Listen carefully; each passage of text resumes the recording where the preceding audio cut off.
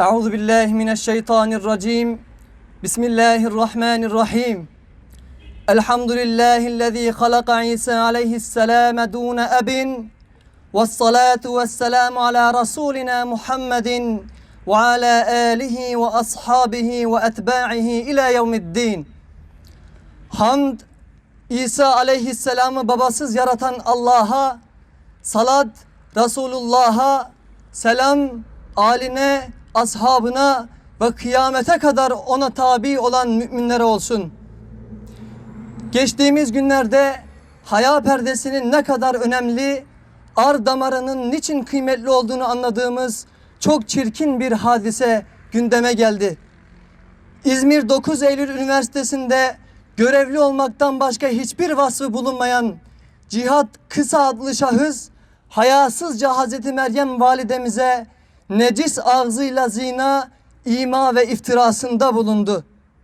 Sakarya Üniversitesi'nin bütün fakültelerinde okuyan Müslüman gençler olarak bu hayasız ima ve iftirayı bizzat kendisine iade ediyor, yüzsüzlüğünü yüzüne vuruyoruz.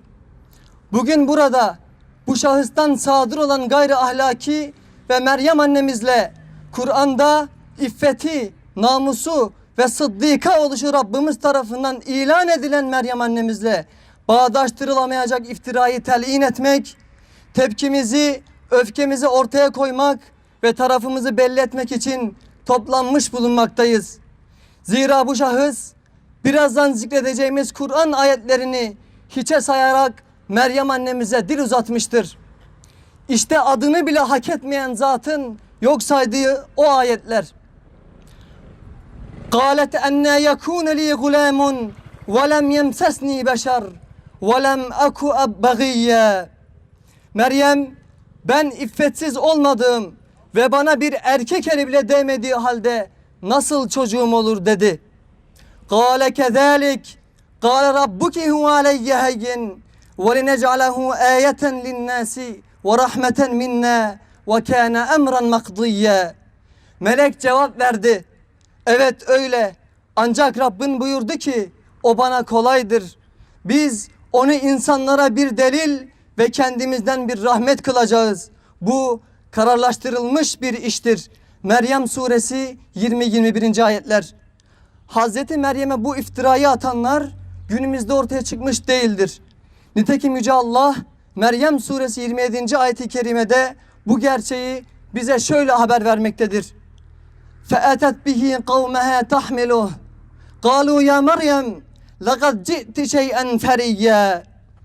Meryem çocuğu kucağında taşıyarak halkın içine çıktı. Şaşırdılar ve Meryem gerçekten de sen görülmedik pek çirkin bir iş yaptın dediler.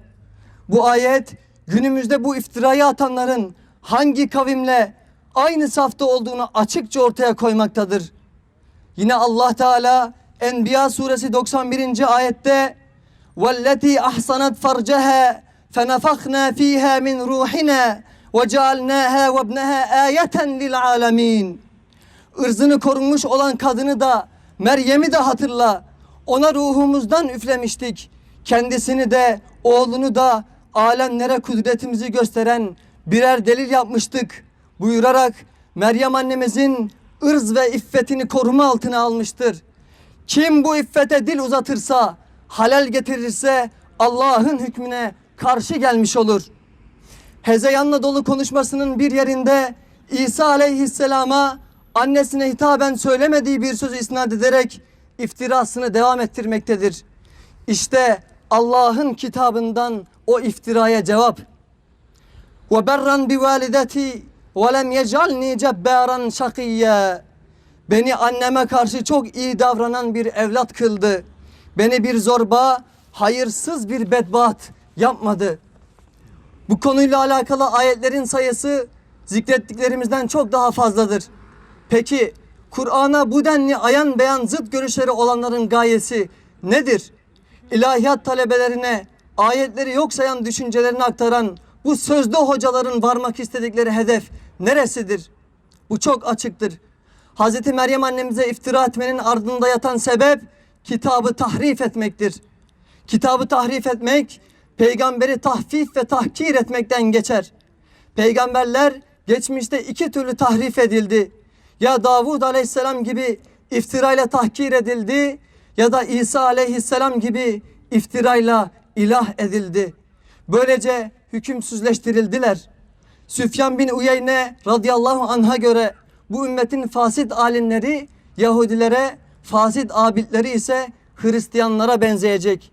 Bakın bu tespit çok önemli. Vasatı yitiren sapar ve saptırır. Abdullah İbni Mesud radıyallahu anh'a göre bu ümmetin Yahudileşmesinden ve hatta buzağıya bile tapma ihtimalinden endişe eder. Bunlar çok önemli uyarılar. Sadece tahkir meselesi bile çok mühim. Yahudiler öldüremedikleri nebileri tahfif ederek öldürdüler. Sahabeye de aynı şey yapılıyor. Hazreti Meryem'e iffetsizlik isnat etmek demek, ben aşağılık bir insanım ama bakmayın, Allah'ın övdüğü insanlar benden beter demektir. Yersiz yersiz sahabe öyle böyle diyorsunuz ama birbirlerini kesmişler demek de aynı şeydir. Bu cümleyi kuran ben alçak bir insanım demek istiyordur aslında. Bu tespiti İbni Haldun da yapar. Aşağılık insanlar saygın insanları aşağılayarak avunurlar. Aşağılık insanlar değer yargılarından sınıfta kaldıkları için değerleri ve değerlerin temsillerini hedef alırlar. Erdemsizliğe övgü, erdemsizleri taltif etmenin tek yoludur.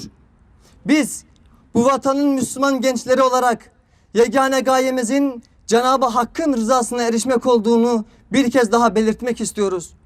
Hakikate ulaşacağımız yolda çeşitli vasıtalardan faydalanabilir. Felsefe, sosyoloji, psikoloji gibi ilmi vasıtalardan faydalanırken kıstasımız her vasıtada olduğu gibi ancak ve ancak Kur'an ve sünnete mugayir olmaması, bize Allah'a yakınlaştırması ve imanımızı arttırmasıdır. Bugün burada toplanmış olmamız şuurlu gençlerin mukaddesatına nedenle bağlı olduğunu göstermek içindir. Türkiye'nin sair şehirlerinden gençlerin yapmış olduğu basın açıklamaları başka noktalara çekilerek maksadından saptırılmaktadır. Biz açıklamalarımızın hedefinden saptırılmasına müsaade etmeyeceğiz. Bugüne kadar cereyan eden hadiselerde eleştiriler hep saptırılmış, ya medrese ilahiyat çatışmasına çevrilmiş ya da daha farklı noktalara çekilmiştir. Biz Müslüman gençler olarak yaptığımız eleştirilerde herhangi bir kurum veya kuruluşu yermeyi, yıpratmayı değil, fikir mücadelesi vermeyi hedefliyoruz. Sahih fikirlerden beslenmeye, fikir üretmeye gayret ediyor ve karşıt fikirleri ilim çerçevesinde eleştiriyoruz.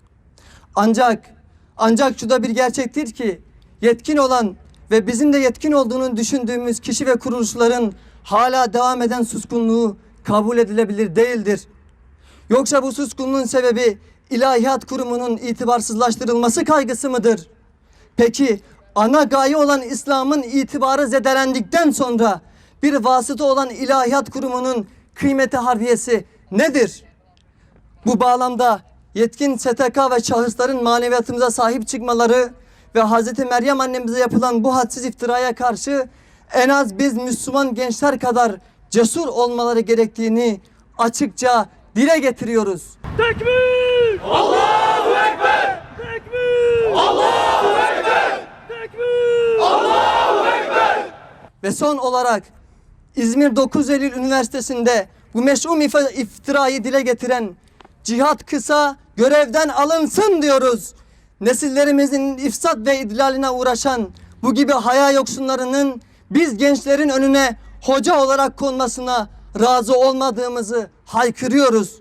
Şayet gereği yapılmasa dahi bize Allah'ın huzuruna çıktığımızda bugünkü haykırışımızın şahitliği, izzet ve şerefi yetecektir. Zira bu haykırışlar şeref ve izzettir bize. İslam'dır ruh veren bize. Tekbir! Allahu Ekber! Tekbir! Allahu Ekber! Tekbir! Allahu Ekber! Ya Rab, sen biz şuurlu Müslüman gençlerin dik duruşuna şahitsin. Sen şahitsin ki biz kitabında iffet timsali kıldığın Meryem annemize yapılan bu çirkin iftiranın karşısındayız. Müminlerin anneleri üzerinden peygamberlere ve İslam'a saldırmak isteyenlerin farkındayız. Ayşe anamızın iffetine dil uzatanlar hakkındaki buyruğunu hatırlıyor ve hatırlatıyoruz. O ağır iftirayı uyduranlar sizin içinizden bir güruhtur. Bu iftirayı kendiniz için kötü bir şey sanmayın. Aksine o sizin için bir hayırdır. Onlardan her biri için işledikleri günahın cezası vardır. İçlerinden elebaşçılık yaparak o günahın büyüğünü üstlenen için ise ağır bir azap vardır. Devamında biz müminlerin ne yapması gerektiğini açıkça ortaya koyduğunu ketmetmiyoruz, gizlemiyoruz.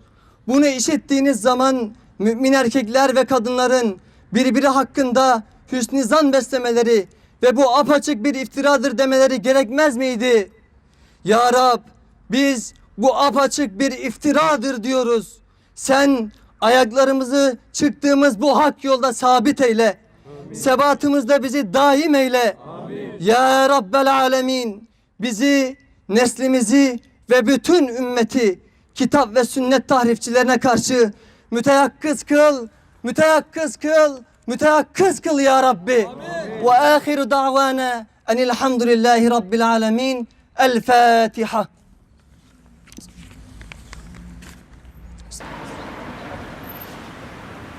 Tekbir!